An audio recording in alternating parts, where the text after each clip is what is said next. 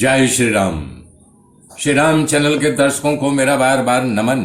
मेरे मित्रों, मैं आशा कर रहा हूं आप लोग मुझे देख रहे हैं, लाइक कर रहे हैं और सब्सक्राइब कर रहे हैं और मेरी वाणी को जन जन तक पहुंचा रहे हैं। मेरे मित्रों, कल मैंने बताया था ब्रह्मा जी भी मनोमय है। जैसे कल उदाहरण बताए थे वशिष्ठ जी श्री राम जी को कि श्री रामचंद्र जी जैसे रात्रि स्वप्न में स्त्री सह भोग करने पर वीर का स्खलन होता है, वो मनोमय है, जबकि वो सच्चाई नहीं है। स्वप्न में ऐसा हुआ है, जागृत होने पर उसे आभास होता है ये तो हमारा स्वप्नावस्था था। ऐसे ही ब्रह्मा का पृथ्वी पर निर्मित नहीं है, इसलिए उनमें उत्पन्न ये जगत मनोमय ही है, क्योंकि जो जिससे उत्पन्न होता है वो उसी प्रकार का अनुसरण करने लगता है। बता रहे हैं जैसे सोने का कड़ा और कुंडल आदि सोने से बना होता है न, तो सोना ही कहलाएगा। अजन्मा ब्रह्मा जी का और कोई सहकारी कारण नहीं है। अतः यहाँ कारण से कार्य में कोई विचित्रता नहीं है या विलक्षणता नहीं है।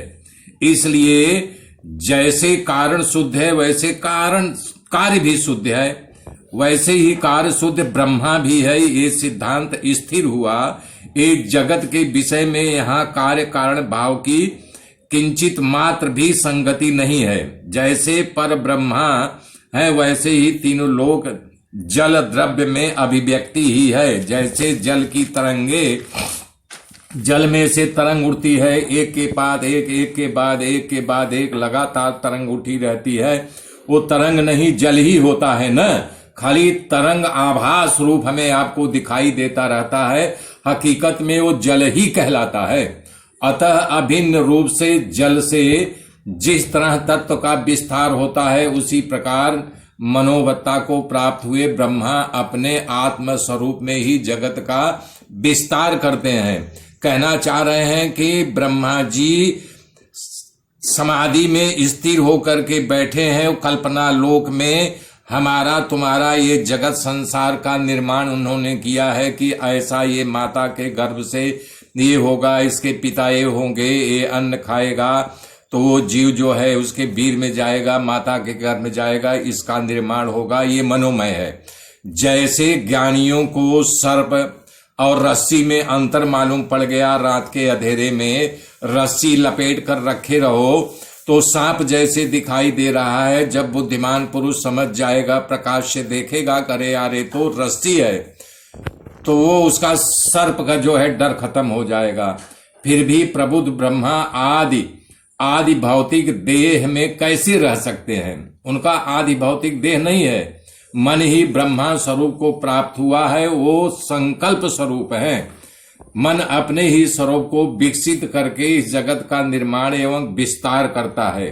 मन ब्रह्मा ही है और ब्रह्म रूप का मन से इससे पृथ्वी आदि का प्रवेश नहीं है। पृथ्वी पर जो निर्माण होता है पंच भौतिक कहलाता है। कल ही बताया था ना, छित जल पावक गगन समीरा, ये पांच तत्वों से मिलकर के शरीर का निर्माण होता है। मन ही परमात्मा के पृथ्वी आदि की कल्पना की है। जन्मों जन्मों के हृदय आकाश में बहुत सारे संकल्प स्थिर रहते हैं, वो समय पा करके प्रकट होते रहते हैं। उसी तरह हमारा आपका आचरण होने लगता है। जैसे कमलिनी में कमल का बीज छिपा हुआ होता है, समय पा करके वो कमल विकास को प्राप्त करता है।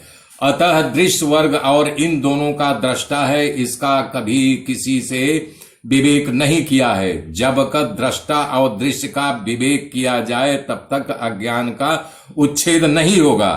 कहने का मतलब जो दृष्टा है और दृश्य है, देखने वाला ही दृश्य देखेगा न। लगातार देखते देखते वो दृश्य जो है प्रादुर्भाव मतलब समाप्त होने लगता है। यदि दृश्य रूप दुख सत है तो उसकी कभी शांति नहीं होती है। दृश्य की शांति न होने पर ज्ञाता में मोक्ष कैवल पद की सिद्धि नहीं होती है। कहना चाह रहे हैं जब मन शांत हो जाएगा, स्थिर हो जाएगा, कोई कामना उसमें प्रकट नहीं होगी, सारी कामना उसमें विलीन हो जाएगा, तो वही निर्माण पद कहलाता है, वही मोक्ष का अधिकारी होता है। मेरे मित्रों, आगे की गाथा कल जोड़ूंगा। तब तक के लिए जय श्री राम, जय श्री